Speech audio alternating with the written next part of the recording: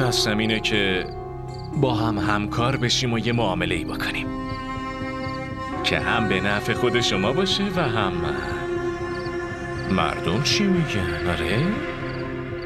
با داشتن حتی یه تیر میشه 2 نشونم با هم زد.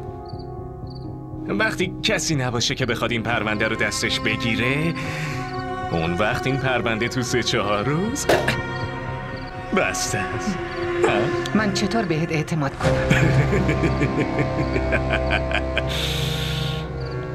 در واقع شما مجبورین که به من اعتماد کنین.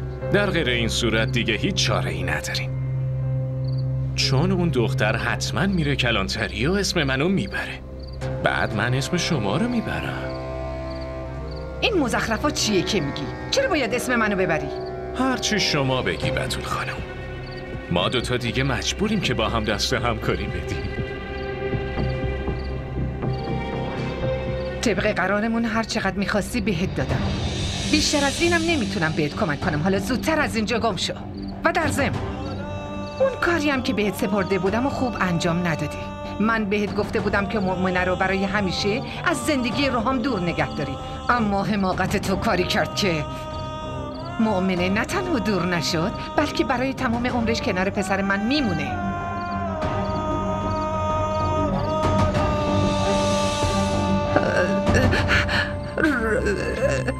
رام، این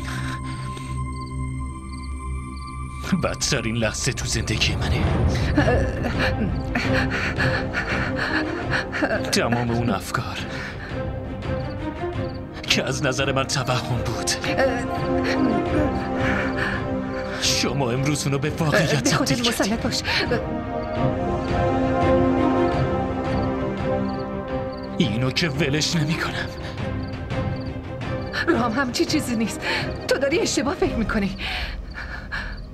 من با تو چی کار کنم که یک کم دلم آرامش پیدا کنه؟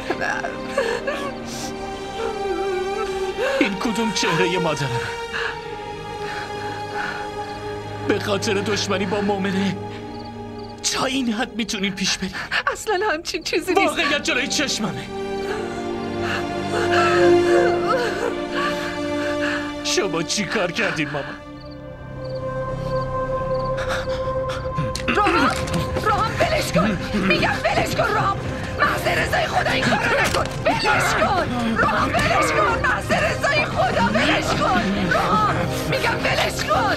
داری اونو میکشی. گفتم بلش کن لعنتی. میکشم.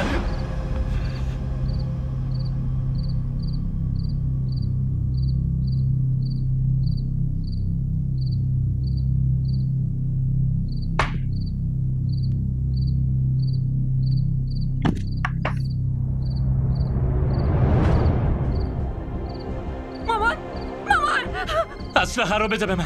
مامان اینو بده به من. برو زودتر از اینجا برو. میگم این اسلحه رو بده به من. گفتم برو. مامان اسلحه رو بده. تو چی کاری کردی؟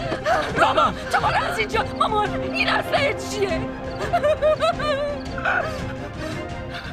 مامان چه اتفاقی افتاده؟ مامان بدبختمون کردی.